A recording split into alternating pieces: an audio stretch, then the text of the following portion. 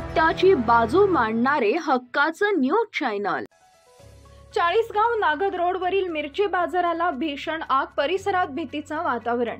मिरची बाजारात उभे असलेल्या काही मोटारसायकली जळाल्यामुळे मोठा स्फोट, ट्रकलाही आग लागल्याची प्राथमिक माहिती। आगीमुळे कोट्यावधी रुपयांचं नुकसान झाल्याचा अंदाज।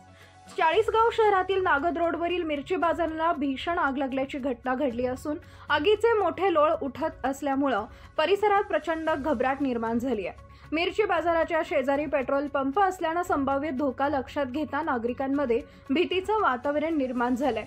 आगीत काही मोटारसायकली जळून खाक झाल्याने स्फोटाच्या मोठ्या आवाजाने परिसर हादरला, तर एका ट्रकला देखील आग लागल्याची प्राथमिक माहिती समोर येते। अग्निशमक दल घटनास्थळी दाखल झाले असून आग विझवण्याचं काम युद्धपातळीवर सुरू आहे। सुदैवाने अद्याप कोणतीही जीवितहानी झाल्याचं वृत्त नाही।